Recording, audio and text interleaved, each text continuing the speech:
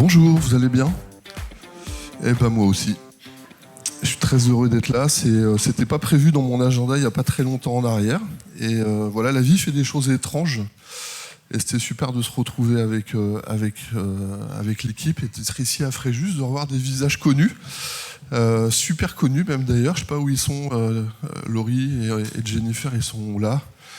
C'était mes padawans à Orléans avec Dylan Cameron. Je sais pas s'il est toujours par là. J'ai pas vu la petite. Elle est où la petite là? Yeah, tu me feras un bisou, hein. Ça, c'est de la bombe atomique.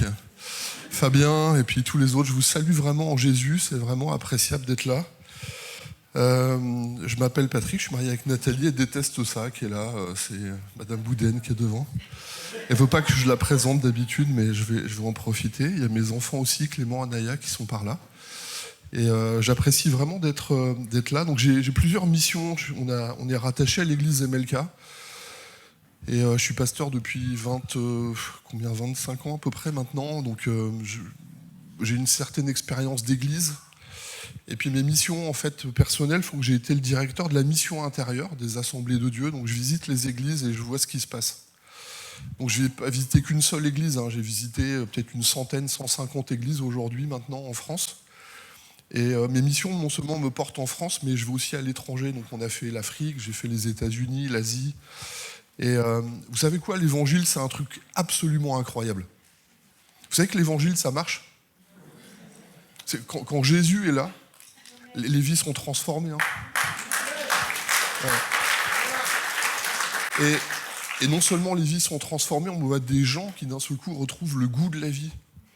C'est des choses où vous avez perdu cet élan, où à un moment donné, on ne comprend pas bien les choses. Il y a une petite histoire qui se raconte, ça se passe dans une école, et puis le maître, la maîtresse pose la question, il dit « Qu'est-ce que tu veux faire toi quand tu seras grand dans la vie ?» Ben, moi je veux être pompier. Ah génial, puis moi je veux être infirmière. Ah c'est génial. Puis les enfants comme ça, ils passent, il y en a un qui dit « Ben, moi je veux être heureux. » Alors la maîtresse lui dit « Mais t'as pas compris la question ?» Et en fin de compte, oui, j'ai bien compris la question. Qu'est-ce que tu veux faire dans la vie? En fait, ce que les bouchers, médecins, ça n'a pas tellement d'importance. Hein. Ce qui est vraiment important à un moment donné, c'est est-ce que tu es bien dans ta tête? Est-ce que tu es bien dans ton cœur? Est-ce que tu es bien dans tes baskets? Est-ce que tu es bien dans ta vie? Tu es bien dans ta famille ou pas? Enfin, franchement, ça fait la différence. Hein. Tu sois médecin ou boucher, on s'en fiche en réalité. C'est bien, c'est super. Mais là, le vrai de vrai, c'est quand tu es bien dans ton cœur, tu es bien dans ta foi, tu es bien dans ta vie, puis que tu peux te regarder en face, puis quand tu fais le bilan de ta vie, tu dis hey, « tu sais quoi? Je vais bien. » C'est agréable, hein? Quand même, c'est super bon de savoir qu'à un moment donné, je vais bien. Et Dieu a fait des choses extraordinaires pour moi. Extraordinaires. Et moi, je suis témoin de ça. Alors, j'ai un petit problème dans cette vie que j'ai avec Dieu. C'est que je suis à la charnière entre deux mondes en réalité. J'ai un monde absolument extraordinaire, c'est l'exubérance, c'est la puissance de la gloire de Dieu, c'est l'évangile qui change les vies. On proclame le nom de Jésus-Christ, on annonce une parole qui est réelle. Les vies sont transformées, les vies sont changées, les gens retrouvent un élan de foi. Il y a comme quelque chose de transformé de l'intérieur. Vous savez, c'est comme s'il y a un tremblement de terre. Il n'y a pas un brin d'herbe qui bouge, mais tout a changé. Votre vie a changé, quelque chose a été complètement percuté. Et moi, je suis témoin de cette grâce extraordinaire d'une parole qui fonctionne, qui est l'évangile. Puis d'un autre côté, je vois aussi, et je suis malheureusement à cette frontière-là, où je vois des gens qui vont à l'église, qui ont la parole, qui ont Jésus-Christ, mais quand vous leur demandez comment ils vont, tout est dur. C'est sec, c'est compliqué, ça marche pas, tu sais, je prie, puis je vois rien. Et c'est comme si je suis bloqué de tous les côtés, puis moi, je suis entre les deux. Puis quand je vois les gens qui sont en souffrance, je lui dis, mais purée, mais qu'est-ce que tu fais là? Viens avec nous, c'est génial là-bas. Vous voulez quoi? Rester dans le dur ou aller dans la gloire de Dieu? Amen. Hein. Si vous avez vos Bibles, alors moi j'ai le format numérique, excusez-moi, aujourd'hui c'est comme ça. Je vous prie, on va dans l'évangile de Jean, chapitre 6.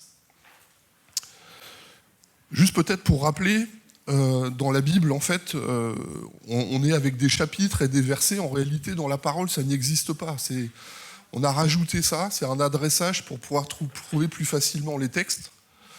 Mais dans les vrais textes à l'époque, il n'y a pas de verset, il n'y a pas de chapitre. On lit le texte et il y a une unité qui est là. On va dans Jean chapitre 6. Dans Jean 6, il y a plein de choses qui sont en train de se passer. Jésus est à l'œuvre et on est vraiment dans des conversations. Il y a vraiment des choses qui sont en train de se passer. Jean 6, 26. Alors voilà, Jésus leur répondit, il y a plein de questions, puis on interroge Jésus, on veut essayer de le coincer, puis Jésus répond. En vérité, je vous le dis, vous me chercherez, non pas parce que vous avez vu des miracles, mais parce que vous avez mangé des pains et que vous avez été rassasiés. Travaillez non pour la nourriture qui périt, mais pour celle qui subsiste pour la vie éternelle, et que le Fils de l'homme vous donnera, car c'est lui que le Père, que Dieu a marqué de son sceau. Là, il y a une question. Alors ils lui demandèrent, que devons-nous faire pour faire les œuvres de Dieu ? Est-ce que cette question, ça résonne en vous ? Comment vous comprenez ? Qu'est-ce qu'il faut faire ? Qu'est-ce qu'il faut faire pour faire les œuvres de Dieu ? On est à l'école du dimanche ce matin-là. Qu'est-ce qu'il faut faire pour faire les œuvres de Dieu ? Je vous écoute. Suivre la parole. Amen, ouais. Quoi d'autre ? Marcher selon l'esprit, prier. Vous parlez tous en langue, alléluia, ils sont tous baptisés du Saint-Esprit, là, c'est chouette, hein. Quoi d'autre ? Pardon ? Ouais, croire. Qu'est-ce qu'il faut faire ? Pardon ? Amen. Bah oui, il faut lui ressembler, hein. Et quoi d'autre ? Alléluia, c'est mon fils qui parle. Je te bénis, mon fils. C'est cette version-là que je veux qu'il rentre chez moi, là, après les vacances. Regardez la réponse. Vous voulez faire les œuvres de Dieu, l'œuvre de Dieu, c'est que vous croyez celui qui l'a envoyé. C'est que nous, on aime faire. Hein. On a un problème avec le faire. On veut hériter la vie éternelle, mais on veut faire pour hériter la vie éternelle. Comme si on doit produire pour que Dieu nous aime. Comme si à un moment donné, il faut faire pour s'accomplir. Et on est coincé avec ça parce que dans la vie, c'est comme ça. Je vais continuer le texte. Jésus leur répondit, l'œuvre de Dieu, c'est que vous croyez en celui qui l'a envoyé, en celui que le Père a envoyé. Alors quel miracle fais-tu ? Encore une fois, tu dois faire. Quel miracle tu fais donc ? Afin que nous voyions, que nous croyions en toi. Que fais-tu ? Nos pères ont mangé de la manne dans le désert. Selon qu'il est écrit, il leur donnera le pain du ciel à manger. Mais Jésus leur dit, en vérité, je vous le dis, Moïse ne vous a pas donné le pain du ciel, mais mon Père vous donne le vrai pain du ciel, car le pain de Dieu, c'est celui qui descend du ciel et qui donne la vie au monde. Alors il lui dit, Seigneur, donne-nous toujours de ce pain. Je pourrais continuer le texte, mais je vais m'arrêter là. Faire. Tu veux faire des choses, tu veux hériter la vie éternelle, tu veux faire. Qu'est-ce qu'on doit faire pour faire les œuvres de Dieu ? Réponse de Jésus, crois que le Père a envoyé le Fils. Vous devez croire que celui qui a été envoyé, c'est vraiment celui que le Père a voulu vous donner. Croyez celui qui a été envoyé. Puis d'un seul coup, on dit, mais c'est pas possible, il n'y a que ça là. Ça n'a pas été un peu votre réflexion du style, faut croire, croyez que le Père a envoyé le Fils ? Quoi, c'est tout ? Mais nous, on devrait un truc un peu plus compliqué, tu vois, pour qu'on soit dedans, pour qu'on fasse la différence avec les autres, pour qu'on chante mieux que Marc, qu'on joue mieux de la guitare. Puis d'un seul coup, on se compare, parce que ça, on aime bien se comparer les uns aux autres pour dire finalement, je mets ma mesure, non pas en me regardant par rapport à ce que Dieu me demande. C'est tellement plus facile de se comparer les uns aux autres. Vous ne trouvez pas que je suis quand même beaucoup plus beau que Marc ? C'est la barbe, c'est les cheveux peut-être, je sais pas, c'est la couronne de sagesse, les cheveux blancs. Les cheveux surtout. Ouais. Non mais oui, nous on aime bien tout de suite faire un truc pour faire la différence, au lieu d'être selon la norme de Dieu, on va te changer pour qu'on soit par rapport aux autres, pour dire quand même, vous ne trouvez pas que ceux qui prophétisent dans l'église sont quand même drôlement meilleurs que les autres ? Ah mais vous y avez pensé, hein ? Et inconsciemment dans votre cœur, vous ne voulez pas l'avouer. Qu'est-ce que ça serait bien si la prochaine fois, c'est moi qui donnais au micro une parole de la part de Dieu ? Allez, on ose le faire. Vous osez vraiment être dans la vérité ? Combien d'entre vous voudriez bien donner des paroles de la part de Dieu comme ça, là ? Vous êtes des menteurs, hein, c'est pas possible. Parce que la réalité, c'est que vous savez, quand on est là, hein, le power of micro, hein, sur l'estrade, ceux qui sont là, moi je joue mieux, je fais... Tu veux faire les œuvres de Dieu ? Croyez dans celui que le Père a envoyé. Tentation de Jésus. On est dans l'évangile de Marc au chapitre 4, tentation de Jésus au désert. Jésus fut emmené par l'Esprit au désert, il fut tenté par le diable. Après avoir jeûné 40 jours, 40 nuits, il eut faim. Alors le tentateur s'étant approché de lui, « Si tu es vraiment le Fils de Dieu, ordonne que ces pierres deviennent du pain. » Première tentation de Jésus, tu es vraiment le Fils de Dieu, fais-moi un miracle. Faire. Et nous, dans la vie, on dit « je suis ce que je fais ». Quand on se présente les uns et les autres, souvent on se dit « qu'est-ce que tu fais ?» Alors là, souvent, non seulement on sort ce qu'on fait de mieux, mais en plus on en rajoute un petit peu parce que si jamais il en manquait, on va quand même le présenter d'une manière à être encore mieux que mieux que mieux. Hein.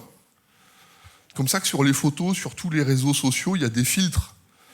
Parce que déjà, moi, je suis très beau, mais je peux être encore mieux que beau. Et on rajoute toujours on a toujours envie d'en rajouter un peu plus au cas où il en manquerait à un moment donné. C'est vrai ou pas, ça? Ben ouais. T'es vraiment le Fils de Dieu? Vous savez, au moment où le texte s'écrit là, Jésus n'a pas commencé son ministère, hein. Personne ne le connaît. C'est le fils du charpentier, né à Nazareth avec Joseph et Marie. Il est fils de charpentier, il a grandi comme ça, c'est un charpentier lui-même.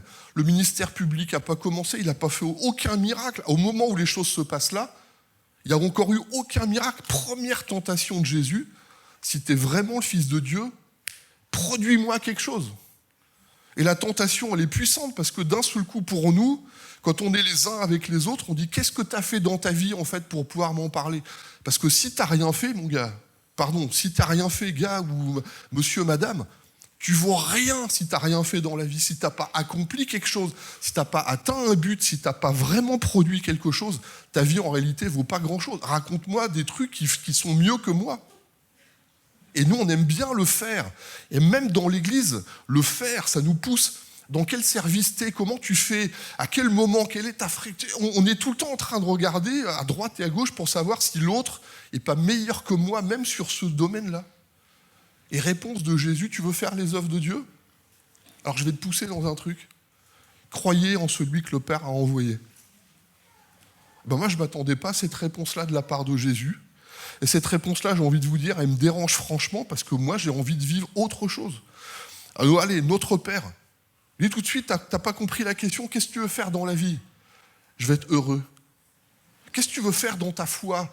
Comment tu veux vivre les choses dans ta vie? Quand demain tu vas être devant le Père, qu'est-ce que tu vas dire à Dieu de ta vie? Comment tu vas produire les choses? Seigneur, qu'est-ce que tu as fait avec les 5 pains? Qu'est-ce que tu as fait avec les 5 talents, les 2 talents ou ton talent? Déjà, premier truc, on dit, pourquoi moi j'en ai qu'un et lui en a 2 et l'autre 5 là? Déjà, nous, première question avant de dire qu'est-ce que tu fais avec ce que Dieu t'a donné? Et pourquoi moi j'en ai qu'un seul? Pourquoi lui en a 2? Pourquoi il en a 5? Pourquoi c'est pas moi qui en ai 5? Et puis souvent on cherche, puis on dit rien. On dit alors qu'est-ce que tu fais? Quel talent t'as? Qu'est-ce que Dieu t'a donné? C'est quoi ton appel? Alors là on ne sait plus quoi dire du style, mais est-ce que je vais vous embêter un petit peu, excusez-moi, je vous pique un peu là. Vous voulez vivre une vie de dingue avec Dieu ou pas? Ouais, il y a moins d'applaudissements que tout à l'heure là. Non mais...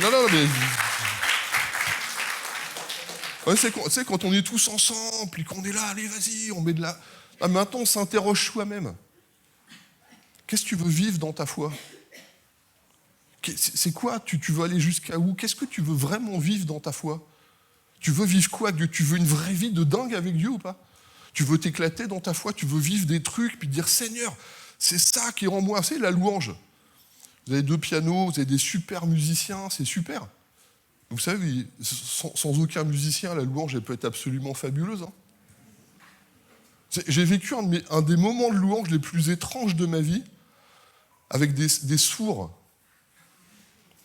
Sourds et muets. Ben vous savez, quand ils chantent, c'était un peu bizarre pour moi. Hein.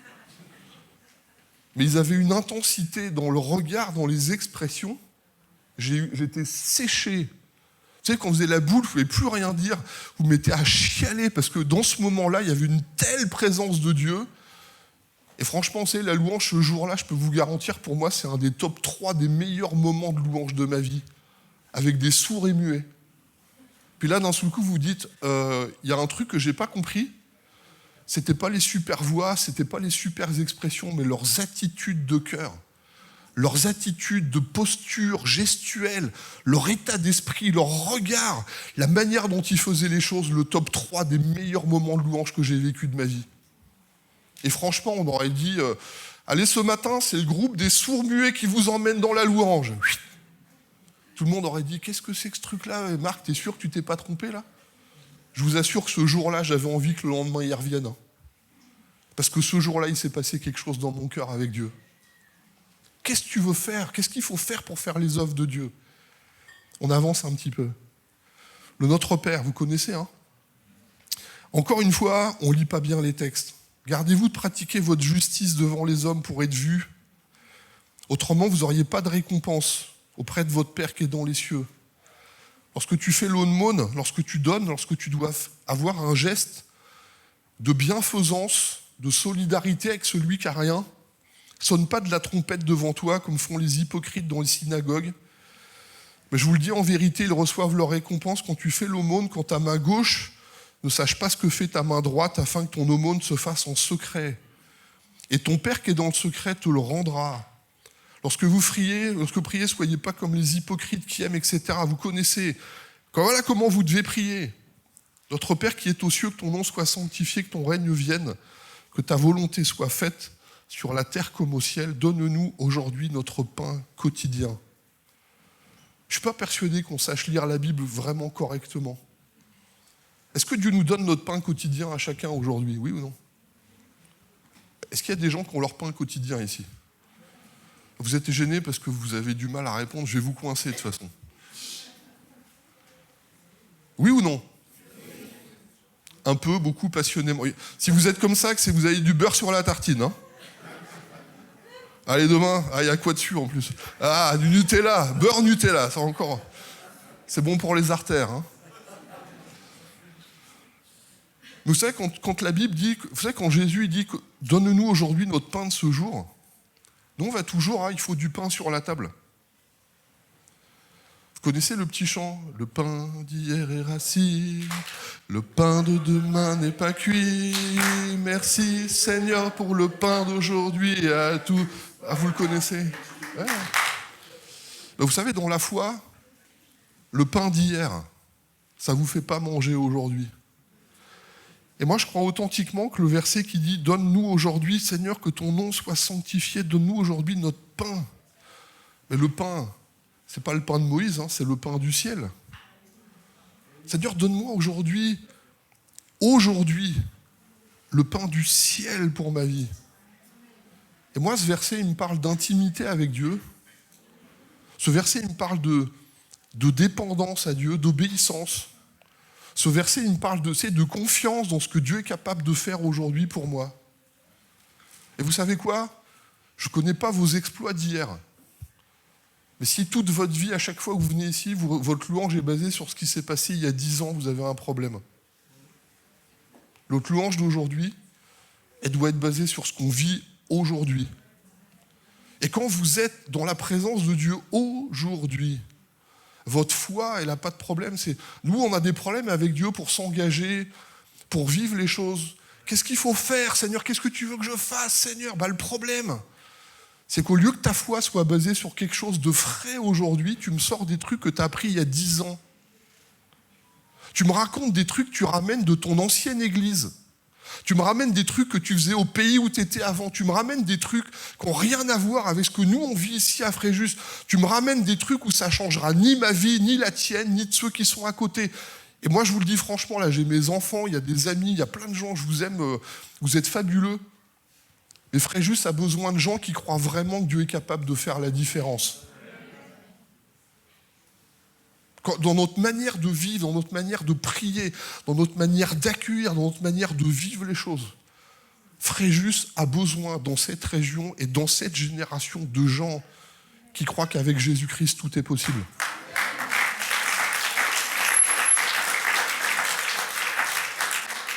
C'est quand vous avez résolu dans votre cœur, dans votre tête, le fait de croire que Jésus est vraiment vivant aujourd'hui, que tout peut arriver. Vous pouvez rencontrer n'importe qui dans la rue, quelque chose va se passer. Hein. Mais je vais vous embêter. Celle-là, j'aime bien la raconter, c'est une de mes favorites, mais je vous la raconte quand même. J'étais entouré de pasteurs et je vous dis encore, purée, ma semaine est morte, je vais voir que des pasteurs encore cette semaine. Et à chaque fois, depuis des années, je prie et je dis, Seigneur, donne-moi une âme. Donne-moi une âme cette semaine. Donne-moi une âme. Seigneur, fais que je rencontre quelqu'un à qui je vais pouvoir parler de toi, je vais rendre un témoignage, et je veux vraiment rendre un témoignage, en disant, cette personne, de quoi est-ce qu'elle a besoin? Donc Seigneur, donne-moi une âme. Et je vois ma semaine, on est dimanche soir, je vois lundi matin, je lui dis, c'est pas possible, toute ma semaine, je suis entouré de pasteurs, je pars pour faire du boulot, je vais revenir vendredi soir ou samedi matin, il faut que je prépare mon message pour dimanche prochain, ma semaine est morte. Et vraiment, je le vis pas bien avec Dieu, je dis, purée, vous savez, des fois ça vous dit, avec Dieu, je suis pas content, non? Moi, je parle avec Dieu, je dis, purée, Seigneur, ça me va pas, ça me gonfle, je suis pas content. Vraiment, je parle avec Dieu comme, je suis pas content, vraiment, je te le dis, Seigneur, ça me va pas. Lundi matin, je suis en retard. Et donc, dès le lundi matin, alors je cours partout, je roule encore plus vite sur la route, bon, c'est ce qu'il ne faut pas faire.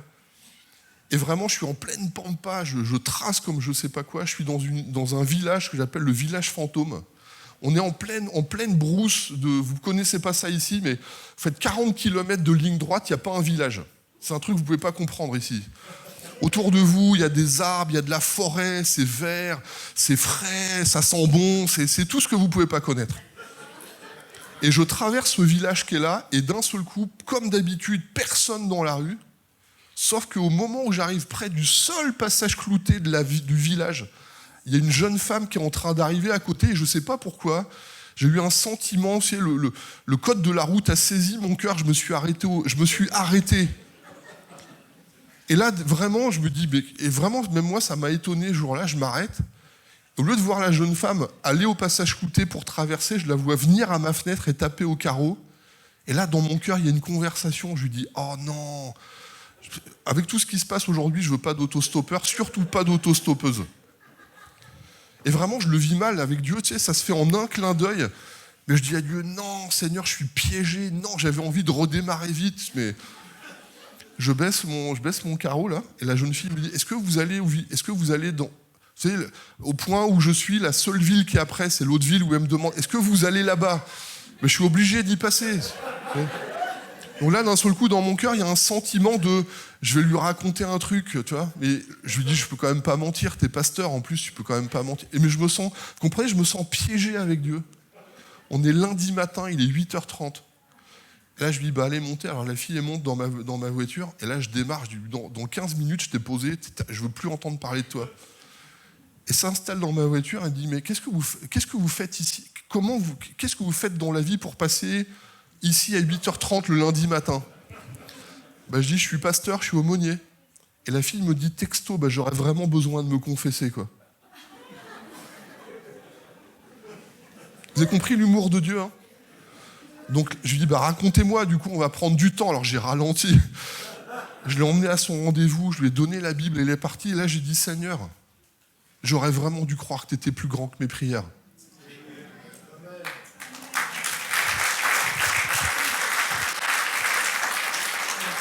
Je ne sais pas si vous comprenez. Vous savez, ça, on le vit, je vous le dis comme mes mots à moi. Mais l'Église prie, on est dans le livre des Actes. Pierre est en prison. Seigneur, délivre-le, Seigneur, délivre-le. Pierre, il frappe à la porte. La jeune femme va ouvrir, la servante va ouvrir, elle dit, il y a Pierre à la porte. Elle referme au lieu d'ouvrir. Elle referme et dit, hé, Marc, il y a Pierre à la porte en train. Tout le monde lui dit, mais non, mais t'es folle, il est en prison, Pierre. Et on prie, délivre-le, délivre-le, délivre-le. Mais franchement, les amis, est-ce qu'on croit vraiment ce qu'on demande à Dieu ou pas? Est-ce que vraiment vous croyez que Dieu est capable de le faire ou pas? Mais honnêtement, c'est juste une réalité. Seigneur, qu'est-ce que tu veux que je fasse? Alors là, excusez-moi, je vais vous embêter un petit peu. Hein. Seigneur, je voudrais tellement jouer mieux que la pianiste. Je vais tellement jouer de la guitare, voir le micro, tout ça. Vous savez quoi? On s'en fiche en réalité de tout ça. Hein. J'ai rencontré cette année un Roumain qui est marié avec, je ne sais plus si c'est les du Monténégro, enfin c'est deux nations qui sont plutôt des nations slaves. Et comme ils n'ont pas la même langue, ils parlent anglais tous les deux. Et ils ont quitté leur pays d'origine pour aller s'installer en Italie, au nord de l'Italie. Et ils s'installent là-bas pour ouvrir une église. Ils ne connaissent pas le pays, ils ne connaissent même pas l'italien. Donc il dit, nous, on veut vivre la foi. On va s'installer au nord de l'Italie, là où il y a le moins d'églises en Italie. Et on va ouvrir une église en parlant anglais dans un pays qu'on ne connaît pas, dans une langue qu'on ne connaît pas. Vous savez ce qui se passe à la fin de l'année ? Les anglophones parlent aux anglophones. Il y a 40 personnes qui, tous les dimanches, se réunissent en une seule année. Seigneur, je voudrais tellement faire tes œuvres. Tu veux faire mes œuvres ? Allez, est-ce qu'il y a des gens dans cette salle qui veulent faire les œuvres de Dieu ? Déjà, je sens que ça commence à venir. Seigneur, ouais, je veux faire les œuvres. Seigneur, qu'est-ce que tu veux dans ta vie ? Tu veux être médecin ? Tu veux être boucher ? Tu veux être quoi ? Je veux être heureux. Seigneur, dans ma vie, dans ma foi, Seigneur, je veux être capable de dire les talents que tu m'as donnés. Je les ai tellement exploités que je t'ai rendu pas 2, pas 3, pas 5, mais 10. Donne-moi une âme cette semaine, Seigneur. Donne-moi une âme capable de pouvoir parler avec cette personne-là. Vous savez, des fois, c'est un truc de dingue. J'étais complètement dans l'est de la France. J'étais à Besançon. Je fais une journée baptême. Une des jeunes filles qui est là, que je baptise, que je ne connaissais pas, rend témoignage. Un gendarme moustachu, rasé, moustachu à l'ancienne, fait partie des Gédéons. Il évangélise toute la journée. Puis à la fin de la journée, il lui reste un petit bleu, un petit évangile. Il dit, j'en ai donné 500, je le ferai pour la prochaine fois. Il le garde dans sa poche. Il rentre tranquillement chez lui en marchant. Puis quand il passe à l'arrêt de bus, il y a un arrêt de bus, il passe devant l'arrêt de bus, il tourne la tête, il voit une jeune fille qui est adote, mais qui a une tête, des fois, vous regardez les gens, vous voyez qu'ils ne sont pas heureux. Hein. Et il passe devant elle comme ça, il tourne la tête, il avance, puis après il fait comme ça, il fait marche arrière, il s'arrête devant la jeune fille et il commence à lui parler. Mais juste une conversation comme ça, il dit, j'en ai fait 500, je peux bien en faire un de plus. Il commence à engager la conversation avec cette jeune fille, et la jeune fille qui est là. Je vous avoue, franchement, c'est vraiment pas le modèle à parler comme ça dans la rue. Hein. Hyper timide, fermée comme une huître. Elle est dans un tel état d'esprit qu'elle était en train de travailler dans sa tête pour dire « je vais me suicider ». Famille compliquée, sa maman, famille divorcée, sa mère a eu plusieurs compagnons dans la même maison. C'était un truc de dingue. Elle vivait une vie complètement brisée, cette jeune fille. Sa seule pensée quand elle était à l'arrêt de bus, c'est « je vais rentrer ». Je prépare mes affaires, je vais me suicider. Tu sais, quand Dieu passe par là, il te prend. Tu veux faire les œuvres de Dieu. Seigneur, donne-moi une âme. Mais que ça ne soit pas comme nous, on aimerait. Le gars, il vient. Au nom de Jésus! Le gars, il tombe par terre à genoux, il se convertit instantanément. Le ciel s'ouvre, les anges chantent avec les trompettes et tout ça, quoi. Et là, ça se passe dans la rue, un truc improbable. Et le gars, il lui reste un petit bleu, il lui donne l'évangile, il lui parle de Jésus. La fille, elle prend l'évangile comme ça en disant « ouais, c'est bon, il va me lâcher le papy, là ». N'empêche que 2 ans plus tard, c'est moi qui fais son baptême. Et la gamine qui est là, elle avait 18 ans, elle venait juste d'avoir 18 ans, elle a emmené ses 2 sœurs et sa mère au salut.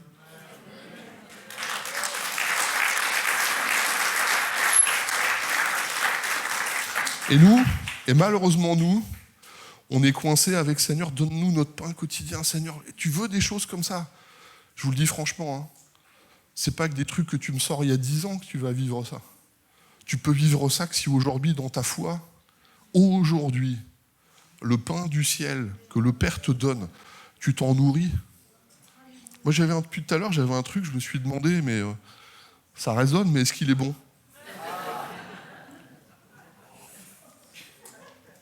Parce que j'ai pas de bouteille d'eau, alors je suis obligé de prendre la Sainte Seine. Ah pardon, je l'ai pas vu. Ah. Non mais il est très bon en fait. Je vais. Oh, vous savez quoi ? Il résonne encore mieux quand c'est bon à l'intérieur. Vous savez quand dans vos vies, ce qui est bon en fait, excusez-moi, mais c'est une petite blague, mais si vous êtes plein, c'est que pour vous-même. Mais si ça déborde, c'est pour les autres. Et nous souvent on dit Seigneur, remplis-moi. Seigneur, remplis-moi, Seigneur, remplis-moi. Ouais. Vous savez, quand Dieu met des bonnes choses dans votre vie, là, non seulement ça va faire que votre vie va être belle et vous allez être heureux, mais quand vous êtes heureux puis que ça déborde, c'est tous les autres autour de vous qui vivent des trucs de dingue. Le seul problème, et je vais vous piquer, hein, c'est que je ne suis pas persuadé que vous compreniez ce que Dieu fait en vous, c'est bon. Et je pense qu'il n'y a pas beaucoup de gens qui débordent. Ça déborde pas beaucoup de nos vies parce que, on dit à Dieu, Seigneur, je veux faire. Tu veux faire, mais qu'est-ce que tu veux faire? Dans l'église, je veux qu'on me reconnaisse, je veux que le pasteur me bichonne, je veux qu'il m'accueille, qu'il dise c'est bien mon petit bichon, c'est bien. Mais la réalité, vous savez, c'est quand vous emmenez une âme au Seigneur, emmenez une âme au salut, accompagnez une personne au baptême. Je vous garantis, quand vous en avez emmené un, vous dites, Seigneur, donne-moi-en un deuxième. Seigneur, donne-moi-en un troisième. Seigneur, donne-moi-en encore un autre. One more, encore un de plus. Tu m'en donnes un de plus, Seigneur. Quand vous êtes là, que vous êtes dans la prière, moi je vois, les meilleures réunions pour moi, c'est les réunions de prière. C'est là où on sait quelle est l'atmosphère, c'est là où on connaît le cœur de l'église. Soit les gens s'attendent, on fait tous la politesse parce que mamie Monique va prier, puis on la connaît, ça va durer 7 minutes, Faut la laisser tranquille, Monique. Mais au bout d'un moment, excusez-moi, c'est pas ça les œuvres de Dieu. Les œuvres de Dieu, c'est quand vous pensez à quelque chose au nom de Jésus. Les gens sont là. On était dans une réunion qui n'avait rien à voir. J'étais avec des ambassadeurs, avec Amelka. Et vraiment, on était à un moment, je dis, on va prier les uns pour les autres. Une dame, ce jour-là, elle est en plein problème. Elle a un problème d'intestin, donc elle a des ulcères à l'estomac, mais non seulement dans l'estomac, mais dans toute la chaîne, en fait, des intestins. À tel point, en fait, que son pronostic vital est engagé en disant « c'est pas bon ce qui est en train d'arriver ». Elle dit pas un mot. On est en pleine prière. On va prier les uns pour les autres. On prie ensemble. Le mois d'après, elle témoigne, il dit « quand on était tous ensemble réunis, moi, j'étais en train de crier à Dieu pour que Dieu me délivre. Puis pile à ce moment-là, Patrick, tu as lancé la prière pour qu'on se bénisse les uns et les autres. À ce moment-là, quand les ambassadeurs ont prié, j'ai été guéri. » Vous dites amen ou pas, ouais? C'est la classe, c'est juste un truc pour dire, vous savez quoi? Ce que je vous dis là, c'est ça l'évangile. Vous êtes là, l'église, elle est là ou pas? Vous êtes l'église ou pas? Normalement, quand vous priez, ça bouge. Ça bouge dans les lieux célestes, ça bouge dans les familles, ça bouge pourquoi? Parce que l'évangile de Jésus-Christ, allez, on y va si vous voulez, l'évangile de Christ. Matthieu 11. Es-tu celui qui doit venir ou est-ce qu'on doit en attendre un autre? Si l'évangile de Christ ne vous plaît pas, allez chez les témoins de Jéhovah. Allez voir si ça marche, si vous demandez, allez chez eux. Puis c'est ces gens qui demandent avec ses disciples, réponse de Jésus. Alors Jésus répond. Allez rapporter à Jean ce que vous entendez et voyez. Les aveugles voient, les boîtes marchent, les lépreux sont purifiés, les sourds entendent, les morts ressuscitent. La bonne nouvelle est annoncée aux pauvres. Heureux celui pour qui je ne serai pas une source de chute. Et puis il raconte encore les œuvres de Dieu. C'est ça l'évangile, les œuvres de Dieu. Ça, c'est le royaume de Dieu, les amis. Vous savez quoi, ce que je viens de vous lire là, je le vois quand je circule en France, en Europe, je le vois, des gens qui sont instantanément délivrés, bénis. Et de l'autre côté, je vois des gens qui se plaignent pour dire « Purée, ça bouge pas dans l'église ». Il y a une dame qui vient me voir, on était à Bordeaux, puis elle vient me voir, elle dit « Ah, pas de pasteur, c'est tout le temps les mêmes qui prophétisent ». Je dis « Si tu prophétisais un peu plus, elle prophétiserait un peu moins les autres ». Puis elle m'a regardé, mais du style, mais qu'est-ce qu'il me raconte? Parce que Dieu fait ce qu'il veut. Dieu prend les gens qui croient que c'est possible. Vous comprenez ce que je vous dis ou pas? Et nous, on a l'impression que les prophètes des gens dans l'église, c'est lui. Parce que lui, c'est l'ancien qui est là depuis tellement d'années que c'est obligé que Dieu se serve de lui. Les meilleures prophéties que j'ai vues de ma vie, c'est des petits jeunes, des gamins à l'école du dimanche, qui prophétise au nom de Jésus. Là, hier, j'étais avec une dame qui m'a donné une parole. Elle m'appelle et me dit « Patrick, est-ce que tu connais le chant qu'on a chanté, que ce lieu résonne en ce lieu ?» Il a été fait par Gauthier et Solène d'Emelka. Pendant le confinement, ils sont là, ils prient ensemble. D'un seul coup, le chant va sortir. Et puis depuis le confinement, c'est ce chant qu'on chante dans toutes les églises de France. Et la dame que je connais là, elle me dit « Tu connais Gauthier ?» Je dis « Oui, un petit peu. » Et Solène, oui, forcément, on est à MLK, on se connaît un peu quand même. Et puis il dit « Écoute, j'ai reçu une parole, j'étais en train de prier, puis Dieu m'a donné une vision de Gauthier, il est en voiture avec Solène. Et j'y suis en voiture avec 2 filles. Vous savez quoi? Elle me décrit, il monte les courses dans un appartement, elle me décrit le truc, vous savez quoi? Moi, je les connais. La dame qui parle là, qui est au téléphone avec moi, elle les a jamais vus, jamais rencontrés, il ne connaît pas leur vie. La dame me décrit avec une précision chirurgicale exactement la vie de Solène et Gauthier. C'est ça une révélation. Et ça, vous le vivez seulement comment ? Quand vous avez le pain quotidien, le pain du ciel qui tous les jours est frais, pour dire Seigneur, c'est ça dont j'ai besoin. Aujourd'hui, dans ma vie, ce que j'ai besoin, c'est de cet évangile que je connais depuis 20 ans. Seigneur, donne-moi une révélation, donne-moi une âme, donne-moi quelque chose pour que celui qui est à côté de moi, pour que mes enfants, au lieu de se balader à droite à gauche, que je ne les vois pas revenir à l'église, j'ai une parole pour qu'ils soient tellement touchés que dimanche prochain, ils soient là. Il y en a 2 qui ont dit Amen. Les autres, vous n'y croyez pas, quoi. On était avec Christophe, un gars qui se convertit un boxeur, hein, vraiment un boxeur fermé de chez fermé. Il a été touché par le Seigneur un dimanche, il est convaincu de pécher complètement. Le dimanche d'après, c'est 4 frères et sœurs qui étaient en France et des réunionnais. Le dimanche d'après, premier rang, Christophe, les 4 frères et sœurs, ils sont les uns à côté des autres. Il a tellement été touché par Dieu qu'il a téléphoné à ses frères et sœurs à tel point que la famille était assise les uns après les autres, juste le dimanche d'après, les amis. Vous savez quoi, quand vous y croyez, je vais terminer avec ça, parce que sinon je vais encore vous envoyer 2-3 scuds là. Mais quand vous y croyez vraiment, les amis, ce que vous dites là, c'est pas Seigneur, si tu pouvais bien juste t'en occuper un petit peu, ce serait chouette. Non, les œuvres de Dieu, c'est que tu crois à celui qui a été envoyé. Jésus, il est vivant. Amen. Il est mort à la croix, pas pour rien. Il est mort à la croix pour dépouiller les autorités, les dominations. Et qu'en les livrant publiquement en spectacle, le Seigneur, non seulement a réglé le problème du péché et de la mort, mais aussi de l'ennemi de nos âmes, qui est le diable. Et qu'à tous ceux qui croient en son nom, il a donné le pouvoir de devenir enfants de Dieu. Et que pour tous ceux qui croient en son nom, le Seigneur, il a dit, si tu crois vraiment ça, alors tu feras les mêmes œuvres que moi, et t'en feras des plus grandes. Les plus grandes, en fait, c'est espace-temps. Moi, Jésus, il dit, moi, je suis dans un lieu, dans une génération, mais pour tous ceux qui croiront, là, vous ferez les mêmes œuvres que moi. Amen ou pas? Amen. Vous avez envie de vivre des trucs de dingue? Et je termine vraiment avec ça, parce que sinon, je vais la rater. Dans l'Évangile, en fait, et quand on prend l'Église, il y a 3 mandats que Dieu a donnés à l'Église. Il y a un mandat d'intendance. Dans votre foi, les amis, soyez des intendants de ce que Dieu vous donne. Vous savez quel est le plus fabuleux don que Dieu vous a donné? C'est la vie, c'est du temps. Nous, on n'imagine pas que c'est nous, il fait beau à Fréjus, il s'est levé ce matin, il faisait encore du soleil sur Fréjus ce matin, c'était super. Hein, je pensais que j'aurais les croissants devant ma porte ce matin, je les avais pas, c'est pas grave. Ça, c'est un petit message personnel. Mais le soleil s'est levé sur Fréjus, tranquille, on était bien, il faisait bon, on savait qu'on allait à l'église, peinard. Puis on arrive à l'église, on retrouve tout le monde, on se fait la bise. Puis il y a 180 000 personnes qui sont mortes à côté de chez vous, vous êtes passé à côté d'eux en ayant le sourire parce qu'on allait à l'église, super, je vais à l'église, Seigneur. Ouais, il faut avoir ça.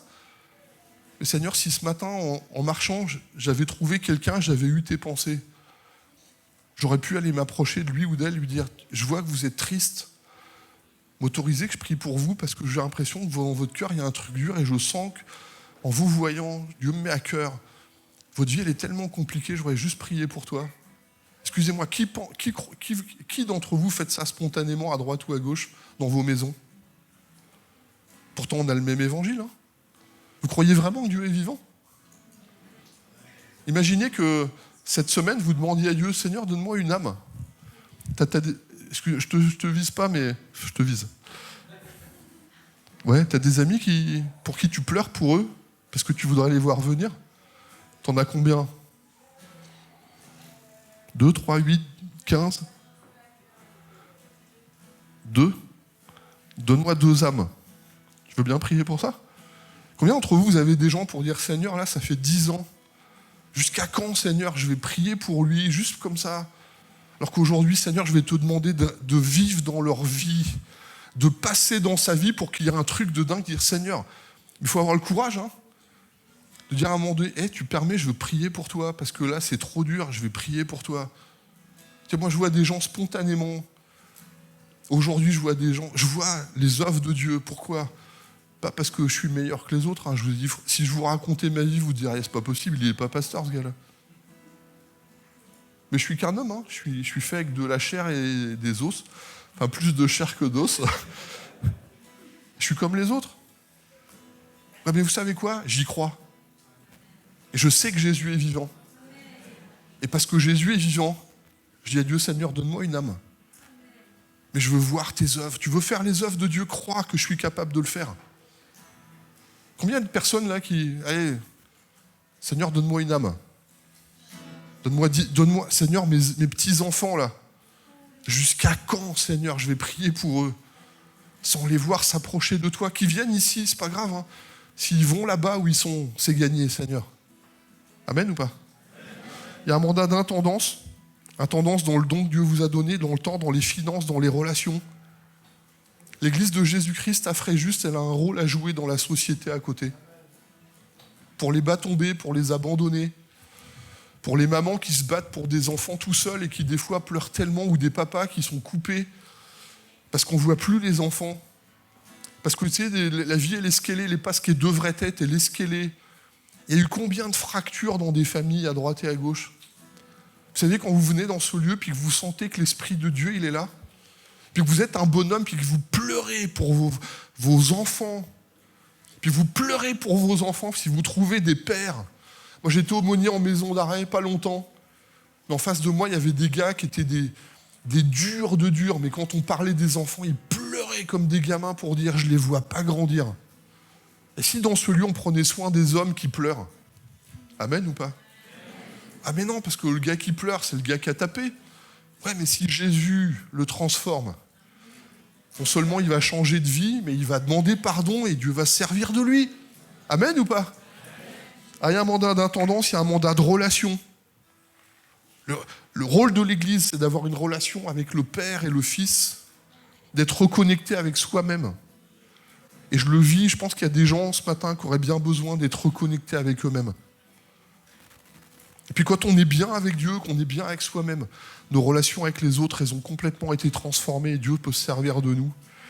Et puis il y a un mandat de transmission. Le mandat de transmission, c'est donner la vie, transmettre la foi. Ce que tu as reçu de moi, dit le Seigneur, transmettez-le à des gens. Tu as reçu quelque chose, transmets-le. Hey, vous avez la foi ou pas? Qui a la foi? Vous êtes bloqué là, vous êtes obligé de le... Sinon il y a des menteurs. Celui qui ne lève pas la main. Tout souvent on dit, ouais, c'est bon, le gars il nous chauffe là, allez.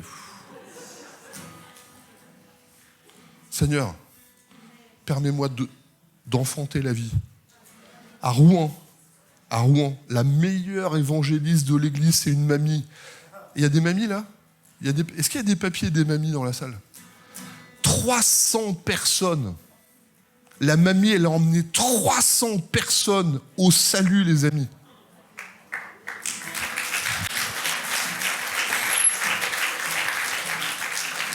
Et je termine vraiment avec ça.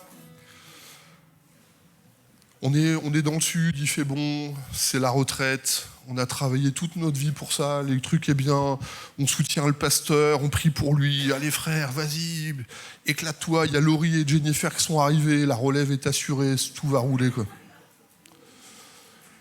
On était à Blois, une mamie, Monica. Elle s'est convertie à 75 ans. Je me souviens encore de son baptême, c'est un truc de dingue. À la fin du baptême, on est dehors. Puis elle m'attrape le bras, puis elle me dit « Patrick, pour la première fois de ma vie, je viens de goûter ce que c'est que d'être heureuse. » Puis franchement, j'étais... La mamie dit « Mais moi, je fais quoi? Tu vois, qu'est-ce que je fais ?» Je lui dis « Aime les ados. Aime les jeunes, aime les ados. Entoure-les. » Et vous savez quoi? La mamie, au bout d'un moment, elle savait. Quand je voulais avoir la température chez les ados, je demandais à Monica, elle savait tout ce qui se passait. Et moi, j'ai vieilli, on a vieilli, j'ai des cheveux blancs, j'y arrive, les amis, je suis pareil. Mais soit tu restes comme ça, soit à un moment donné, dans tous les jeunes qui sont à côté, tu leur dis, toi, viens à la maison, je te fais un café, viens m'aider, on va gratter 3 herbes, je te file 20 balles. Je travaille pour vous, les ados, là. Les papis et les mamies vont miser sur vous pour tous les trucs, on va vous payer les camps, vous allez y aller à fond, mais en même temps, vous leur mettez, moi, une mamie, si je suis ce que je suis. Parce qu'une dame qui s'appelle Blanche, m'a pris, elle m'a remonté les bretelles quand j'étais dur de dur. Elle m'a remonté les bretelles, elle a prié pour moi, elle m'a montré comment on lit la Bible. Elle a prié avec moi, elle a pleuré pour moi, pleuré avec moi. Je suis devenu ce que je suis parce qu'il y a des gens qui ont cru que c'était possible. Allez. Juste prier. Seigneur, merci pour ta parole. Ta parole, elle est une lampe à nos pieds, mais c'est une puissance. Vous recevrez une puissance, le Saint-Esprit. Je sais que depuis tout à l'heure, le Saint-Esprit travaille.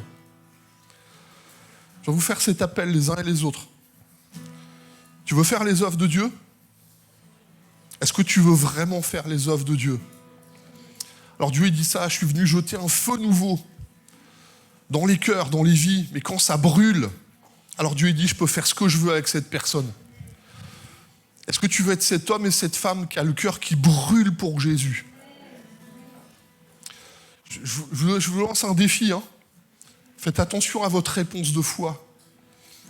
Tu veux faire les œuvres de Dieu, Dieu dit, et la foi, et crois que Jésus qui a été envoyé, c'est celui qui devait venir, et par son nom, il y a ces choses qui vont s'accomplir, au travers de toi et en toi. Est-ce que tu veux bien te lever pour Jésus, pour dire, Seigneur, donne-moi une âme, donne-moi 2 âmes, donne-moi 10 âmes, je veux que ma vie, elle fleurisse maintenant, je veux qu'il y ait une puissance de vie. Je ne veux pas me satisfaire, Seigneur, d'une vie où on est bien entre nous, c'est de l'entre-soi. Je veux une vie, Seigneur, où là, dans la foi, à la prière, des gens vont être guéris, des âmes vont être transformées, des familles vont se reconstruire. Il y a des gens qui vont être sauvés.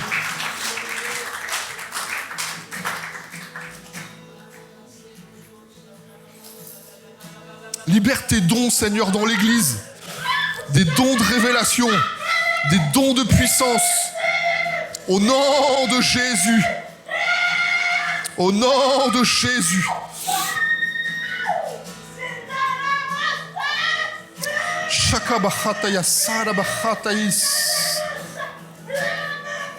Renouvelle les vies.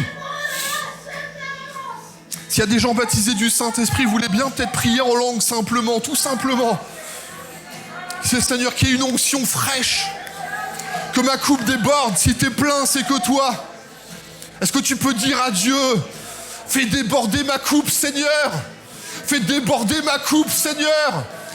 Ça va enrichir tous ceux qui sont autour de moi. Seigneur, je veux pas simplement vivre ces choses. Je veux me battre avec toi. Je veux m'engager avec toi, Seigneur. Pour voir la ville de Fréjus être transformée. Je veux voir l'espace de ta tente. Je veux voir l'espace de ma maison être trop petit. Je veux que ma maison soit une maison de prière et de bénédiction. Je veux que ma maison, est-ce que tu es d'accord avec cette prière ? Seigneur, fais de ma maison une maison de prière et de bénédiction, Seigneur. Seigneur, je te donne ma maison. Je te donne mon temps, je te donne ma vie. Seigneur, ce matin, je me reconsacre à toi. Mets ta vie en moi. Seigneur, je veux ton pain quotidien. Je veux ta puissance, Seigneur. Je veux pas être un héros fatigué qui fait la sieste et qui va se reposer tranquillement. Donne-moi une âme. Est-ce qu'il y a quelqu'un qui dit à Dieu ce matin, donne-moi une âme, Seigneur. Donne-moi une âme, Seigneur. Donne-moi une âme, Seigneur. Étends l'espace de l'église de Fréjus. Alléluia, Jésus.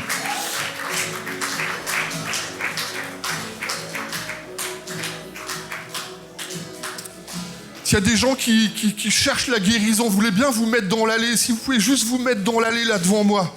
S'il y a des gens qui cherchent, qui disent à Dieu, guéris mon corps, Seigneur. Vous voulez bien juste vous mettre dans l'allée.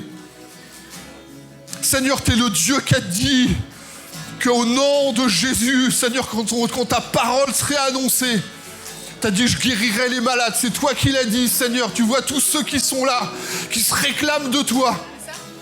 Seigneur, je te demande cette puissance et cette grâce. Seigneur, ce matin, qu'il y ait des guérisons pour tous ceux qui sont dans l'allée. Au nom de Jésus, là où vous êtes malade, si vous pouvez toucher l'endroit où vous avez une maladie.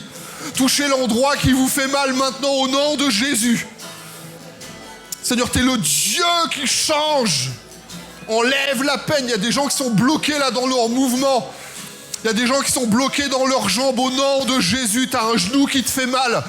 Alors essaye de te baisser maintenant au nom de Jésus. Est-ce que l'Église croit que Dieu est capable des miracles? Seigneur, ce matin, répands ta grâce au nom de Jésus. Il y a des gens qui pleurent aussi pour leur famille. Si vous êtes en train de pleurer pour votre famille, vous voulez bien lever les mains vers Jésus pour dire « Seigneur, non seulement moi, Seigneur, mais je voudrais, Seigneur, que tu répandes cette grâce dans toute ma famille, mes enfants, mes petits-enfants. Seigneur, jusqu'à quand je vais les attendre? Il y a tellement de mains qui se lèvent, Jésus. Je te supplie pour ces familles. Tu as dit que dans l'Évangile, tu ramènes le cœur des pères vers les enfants. Et tu ramènes le cœur des enfants vers le cœur des pères.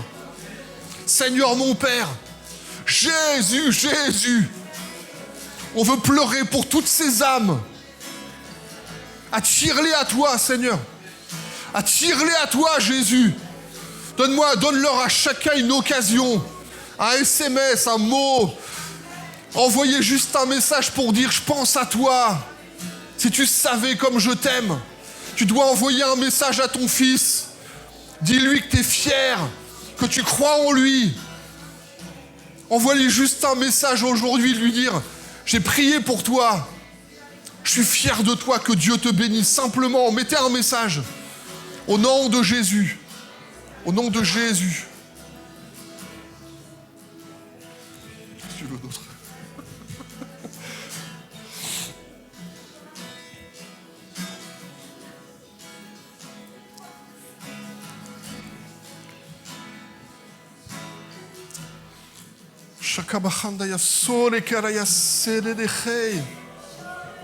Seigneur, il y a des guérisons. Je te demande cette grâce. Tu renvoies libre.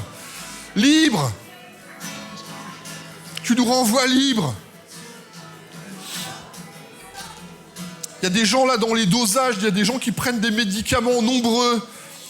Il y a comme s'il y a des dérèglements dans ton corps. Là, il y a des choses qui ne se règlent pas. Qu'il y ait vraiment un apaisement maintenant dans tout ton corps. Pour qu'il y ait des dosages là, comme si d'un seul coup, ça y est, c'est équilibré maintenant. T'inquiète pas pour cette maladie. Tu vas traverser. Comme tu vas traverser le feu, t'inquiète pas, ça va se faire tout seul. Amen, Seigneur. Alléluia, Jésus. Réponds tes dons spirituels aussi, Seigneur. On a besoin de révélation, on a besoin de ces pensées qui viennent de ton cœur. Seigneur, mon Père, pour avoir de l'impact de foi, on a besoin d'avoir tes révélations avec ce pain quotidien.